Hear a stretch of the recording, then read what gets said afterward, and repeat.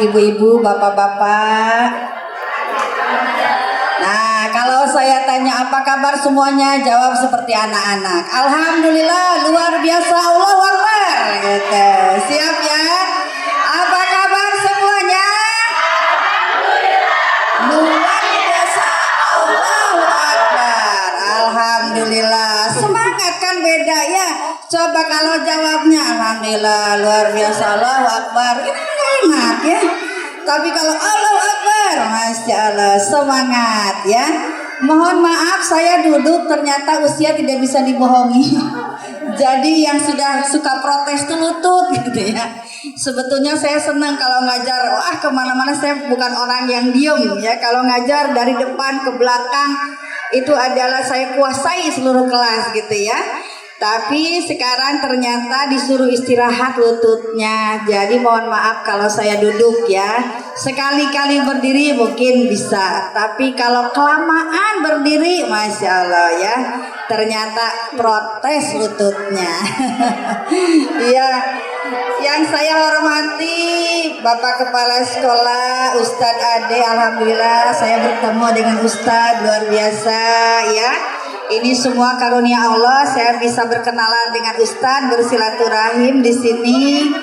Juga kepada Ketua Komite, Ibu yang sudah hadir, Masya Allah ya. Alhamdulillah kita bisa bersilaturahim. Juga para guru-guru yang saya lihat, waduh ini mengingatkan masa muda saya. Masih pada energik, muda-muda. Insya Allah insan Kamil 2 akan berjaya. Insya Allah, amin ya rabbal.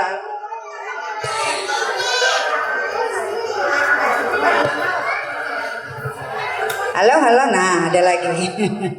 Iya, begitu pula kepada ibu-ibu dan bapak-bapak, para wali murid yang saya lihat cantik-cantik jelita semuanya, ganteng-ganteng dan tampan semuanya, Masya Allah ya. Ibu-ibu ada yang jelita jelang 50 tahun ya. Ada juga yang lolita lolos 50 tahun. Tapi kalau saya lihat ibu-ibu ini adalah grupnya Columbus ya. Apa? Kelompok ibu-ibu pembungkus. Ya. Makanya tasnya gede-gede. Ya. Ada sisa-sisa makanan masukin tuh ke tas ya. Katanya biar nggak mubazir katanya ya. Tuh para Columbus itu ya, Masya Allah. Makanya Makanya ibu-ibu semua masuknya juga selain Columbus adalah kelompok ibu-ibu sosialita. Tapi sosialita itu singkatan dari saya. Sodah sibuh lebih 50 tahun. Nah itu ya, itu sosialitanya. Masya Allah. Senang sekali ketemu ibu-ibu insan kamil ya, para wali murid insan kamil. Makanya saya sudah nyiapin pantun dari setahun yang lalu. Lama ya. Iya. Ngopi di pagi hari, jangan lupa sambil ngemil. Sungguh senang di hati ketemu wali murid insan kami. Iya, ibu-ibu, bapak-bapak senang nggak hari ini? Insya Allah.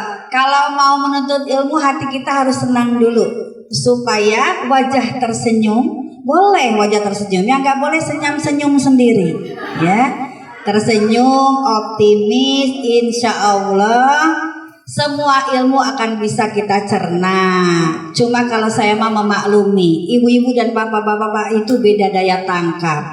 Kalau ibu-ibu mendengarkan itu biasanya cukup 10-20 menit, setelah itu gelisah.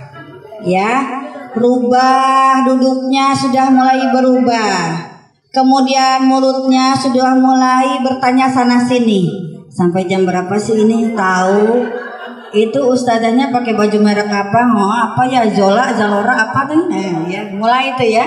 Tapi kalau bapak-bapak biasanya sangat fokus, dan saking fokusnya biasanya bapak-bapak mulai meredup matanya. Ya apapun lah, saya mah seneng aja lihat reaksi ibu-ibu dan bapak-bapak. Bahkan kalau ada yang sudah mulai menundukkan kepala, saya mau husnuzon, berarti mengerti gitu ya. Insyaallah. Baik, alhamdulillahilladzi walladzi arsala rasulahu bil huda wa dinil haq liyudhhirahu kullihi wa kafa billahi syahidan. Asyhadu an la ilaha illallah wahdahu la syarikalah wa asyhadu anna Muhammadan abduhu wa rasuluh. Allahumma shalli ala sayidina Muhammad wa ala alihi washabihi wasallim. Qala Allah Ta'ala fil Qur'anil Karim, a'udzu billahi minasyaitonir rajim. Wa may yakhshal ladzina law taraku min khalfihim dhurriyatan dhi'afa khafu 'alaihim falyattaqullaha wal yaqulu qawlan syadida. Shadaqallahul azim. Alhamdulillah, mengawali pertemuan kita bermunajat kepada Allah Subhanahu wa taala dengan penuh rasa syukur, dengan penuh rasa cinta, bahwa dari bangun tidur tadi kita masih diberikan kesempatan oleh Allah menghisap udaranya yang indah, melihat jari-jari kita masih utuh, melihat badan kita masih sehat, dan Allah membimbing kita untuk bisa hadir ke majlis yang mulia ini, sehingga saya dan ibu-ibu bisa bertemu secara offline ya, ibu-ibu bapak-bapak ya. Masya Allah, ini adalah karunia terbesar. Maka dalam hal ini apa yang sudah diberikan oleh Allah Subhanahu wa taala kepada kita syukuri senantiasa ya. Perkenalkan, saya Ibu Lucy. Tadi ditanya sama MC, betul nggak ini tahun lahirnya 1968? Saya nggak korupsi beneran gitu ya. Mau gimana lagi, emang segitu umurnya gitu ya. Jadi saya baru saja melaksanakan milad ya, memasuki 55. Aduh ternyata masih muda ya, masih 25. Alhamdulillah. Nah, tapi kalau ketemu saya ibu-ibu jangan menyingkat-nyingkat nama saya ya. Nanti bahaya kalau saya ketemu dengan Ibu Tuti, besan saya Ibu Sukartilah, teman saya Ibu Rukmini. Itu semua jangan disingkat manggilnya ya. Dari mana Bulus? Dari pasar Butut. Beli apa? Beli buah busuk gitu. Sama siapa? Buruk. Masalah ya. Aduh bahaya deh Bu ya. Jadi kalau manggil saya jangan disingkat. Bu Tuti jangan disingkat, Bu Sukartilah jangan, ya Bu Rukmini jangan, semuanya harus panjang gitu ya. Karena memang itu nama saya Luciana. Kalau sejarahnya nama saya itu Salosina, saya anak ke-12 ya, dari 12 bersaudara gitu ya. Masya Allah. Zaman dulu mah anaknya banyak-banyak ya Bu. Iya, nggak kayak sekarang ditanya anak tuh minder. Berapa anaknya? Saya mah cukup dua aja udah pusing gitu ya. Kalau misalnya agak banyakan berapa? Malu, kenapa? Masa anak saya 4 gitu ya. Ya Allah, 4 aib. Iya. Saya juga sebetulnya cuma 2 Bu. 2 jenis, 1 perempuan, yang 1 laki-laki. Yang laki-lakinya 2, perempuannya 3 gitu ya. Jadi belum setengah lusin, baru 5. Masya Allah. Itu kita nikmati, kita syukuri, kita gelisah kalau nggak punya anak, betul nggak? Ya. Salawat dan salam kita sampaikan kepada junjungan kita, Nabi besar kita yang kita cintai, kita berharap bertemu dengannya, yaitu siapa? Baginda Rasulullah Sallallahu Alaihi Wasallam. Semoga salawat dan salam ini tercurah ruahkan kepada keluarganya, para sahabatnya, wabil khusus kita semua. Mudah-mudahan mendapatkan syafaatnya kelak di yaumil akhir. Amin amin ya rabbal alamin. Yuk ibu-ibu kita salawat dulu, tapi salawatnya yang sahdu ya. Yang begini Bu. Ya Nabi salam alaika, bisa ya? Nah, ya kita ulangi, kita lantunkan 2 kali ya. Ya Nabi salam alaika, ya Rasul salam alaika, ya Habib salam alaika,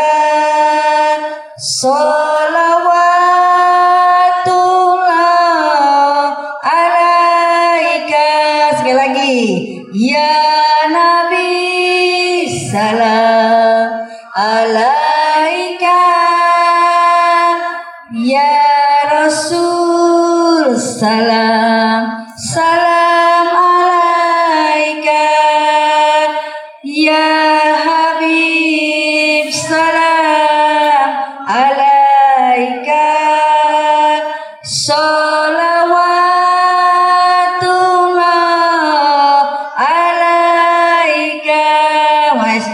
enak gak Bu?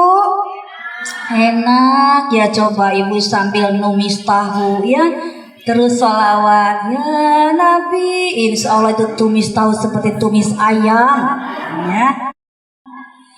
Sambil marah-marah juga boleh Bu, ya Nabi sadang. Itu tumis tahu, tumis ayam jadi tumis tahu, kebalikan ya. Salah ya. Iya. Menenangkan hati kita dengan bersalawat, karena pertemuan yang diawali dengan salawat, insya Allah ruhnya Rasulullah hadir di tengah-tengah kita ya. Ibu-ibu yang cantik saya lihat warna-warni kerudungnya. Saya tahu nih kalau di rumah kayak gini ya, nyuci ngepel kayak begini nih, rapi gitu ya. Kebayang nggak ya? Aduh, di rumah mah katanya Mi, saya mah pakai baju kebesaran kalau di rumah. Iya, longgar terus kan kalau daster ya. Iya, sampai kalau robek juga sayang dibuang gitu ya. Luar biasa, anginnya dari sini-sini ya. Masya Allah, luar biasa. Baik ibu-ibu, saya nanti mau ngajar ya. Jadi sebetulnya pengen lama-lama di sini ya, tapi saya ditunggu ngajar juga. Saya kebetulan ngajar kelas karyawan ya. Dan itu tempat pengajar saya memang guru Bu, saya senang jadi guru, dari dulu saya jadi guru ya. Padahal dari awal itu profesi yang paling saya ingin hindari itu adalah guru sebetulnya ya. Cita-cita saya mah kayak dulu atuh Bu, zaman dulu kita kalau lagi kecil mau jadi apa? Dokter, pasti tuh ya jadi dokter. Tapi ternyata kedokteran tidak mau nerima saya gitu ya. Akhirnya saya masuk jurusan pendidikan anak, berinteraksi dengan anak-anak TK ya, dan ternyata membuat saya selalu tersenyum, bahagia dan tertawa. Itu kan jadi guru ya Bu ya, enaknya ya. Dari rumah gajian belum muncul, aduh ini kapan, mana mau beli skincare, uang belum ada gitu ya. Tapi begitu datang ke sekolah lihat anak-anak, luluh hati itu ya, kita tertawa, tersenyum, Masya Allah. Ibu-ibu begitu juga kan di rumah? Itu guru loh Bu. Guru itu mendidik satu kelas 28 murid. Kita di rumah paling banyak 2, ya, tapi serasa 40. Luar biasa. Makanya ada kaidah, Pak, mangga di next kan slide-nya. Nah, ini kaidahnya Bu ya. Jadi supaya kita mudah, harusnya kita punya kaidah yang bukan mendapatkan suami yang baik, tapi bagaimana menjadi istri yang baik. Bukan mendapatkan istri yang baik, tapi bagaimana caranya menjadi suami yang baik. Begitu pula bagaimana kita jangan berharap mendapatkan anak yang baik, tapi bagaimana menjadi orang tua yang baik. Sama guru juga, jangan berharap mendapatkan murid yang baik, tetapi bagaimana menjadi guru yang baik. Hal jaza'u ihsan ilal ihsan, kata Allah ya. Kebaikan itu akan berpulang pada diri kita sendiri. Jadi kalau kita berusaha menjadi yang baik di mata Allah, maka insya Allah akan berbuah kebaikan, akan berbuah kemudahan. Betul ya. Nah, saya baru sekarang berdiri sedikit.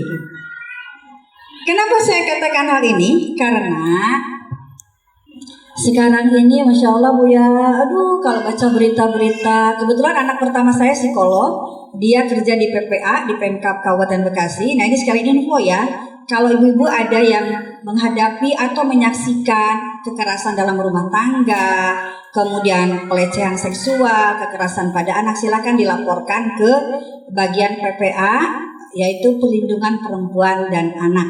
Itu boleh dilaporkan. Anak saya kebetulan menjadi konselornya di situ, dan dia kalau pulang, energi positifnya itu terkuras gitu ya. Karena menghadapi berbagai macam kasus, dan kasus per kasus anak-anak itu memang sangat menyedihkan kita ya. Terutama kekerasan seksual yang dilakukan incest oleh ayahnya, atau oleh tetangganya, atau teman lainnya, itu terjadi banyak Bu di Kabupaten Bekasi itu ya. Nah, tetapi kita tidak akan membahas itu. Cuma maksudnya itu adalah sebagai sebuah info bahwa bahaya-bahaya di luaran itu sangat banyak, tetapi bukan berarti kita berhenti mendidik anak kita untuk tidak mandiri, untuk mandiri. Mereka harus mandiri, mereka harus survive dalam kehidupan. Ingat kata Allah tadi, wa may yashalladzina law tarahu min khalqihim dzurriyyatan diafa, An-Nisa ayat 9.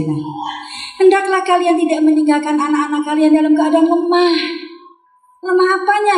Lemah jiwanya, lemah akalnya, lemah sikapnya, lemah adabnya, lemah mentalnya, lemah fisiknya. Ya. Itu bahaya buat anak-anak kita. Coba sekarang ini para pemuda itu sedang dilemahkan fisiknya. Betul gak Bu? Karena kiblatnya apa Bu? Kiblatnya Korea, Anyong Asia, Mararonyong gitu ya. Para pemuda di sana bagaimana Bu? Kinclong-kinclong. Betul nggak? Joget-joget. Masya Allah. Anak-anak berkiblat ke sana semuanya.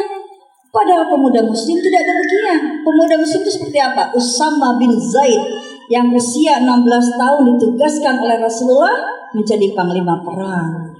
Badannya tegak, kemudian kemandiriannya mantap, dan dia berani. Kan begitu. Dalam Quran surat Al-Maidah ayat 54, orang yang memang bisa survive itu yang bagaimana? Azillatin 'alal mu'minin, dia bersikap adil, lemah lembut terhadap sesama muslim. Aizzatin 'alal kafirin, punya izzah, punya kebanggaan gitu ya, sebagai muslim itu. Masya Allah. Jadi pemuda-pemuda kita tuh memang harus menjadi pemuda tangguh. Lihat perkembangannya. Silakan slide sebelum lanjut Pak. Ini slide yang selanjutnya. Ini sedang viral Bu berita ini. Masya Allah ya. Anak-anak usia 14, 13, ya usia 15. Mereka berbondong-bondong ke KUA minta legalitas pernikahan dini akibat mereka MBA, hamil di luar nikah. Tuh, ini yang terjadi nih. Ya, di Indramayu, di Ponorogo, di Majalengka gitu. Ponorogo menolak, enggak, kita enggak hamil duluan. Tapi lihat kasusnya, dari 175 anak, 125 itu mengajukan pernikahan dini karena mereka hamil duluan gitu. Ya, next Pak. Ini tentang pernikahan, ya, bagaimana pergaulan bebas. Nah, kemudian kasus ini kekerasan meningkat tiap tahunnya, ya. Walaupun KPAI sekarang mengklaim bahwa tahun 2021 sudah mulai terjadi penurunan kasus, gitu. Walaupun tidak signifikan, ya. Next Pak. Nah ini hasil surveinya. Ternyata berbagai macam kasus terjadi itu kekerasan pada anak, baik secara verbal maupun non verbal. Kalau yang non verbal kayak gimana Bu? Kalau verbal kan jelas ya, gaplok, wes ya, cedotin, tendang, jewer. Saya pesen nih sama orang tua, jangan menjewer. Di sini banyak saraf-sarafnya. Kalau menjewer, dia berarti ibu mematikan telinga saraf-saraf anak di sini ya. Nah, itu kekerasan verbal. Tapi yang non verbal bagaimana?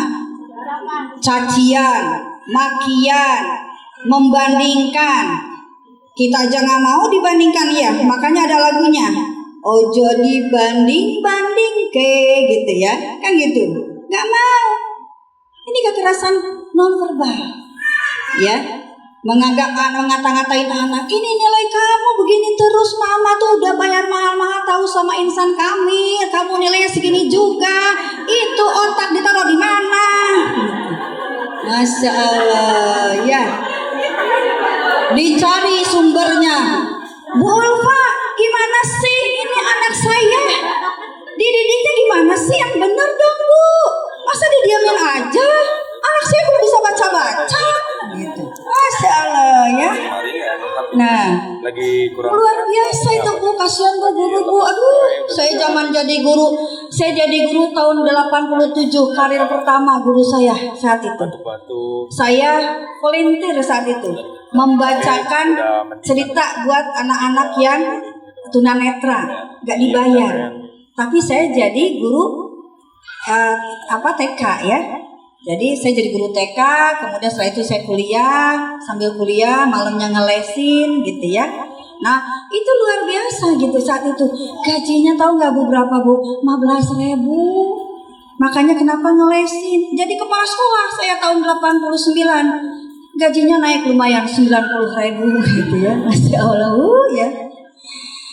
Tapi lihat, aduh tuntutannya nanti kita bahas ya. Nah ini hasil survei itu bahwa kekerasan itu terjadi ternyata di lingkungan keluarga Bu, 91%. Bahasa verbal yang dikeluarkan.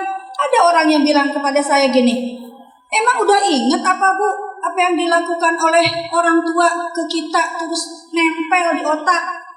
Lihat teori neuroscience dan lihat Rasulullah menyuruh kita mengajarkan sholat itu dari usia 7 tahun, belum merintah, baru ngajarin. Artinya pembiasaan.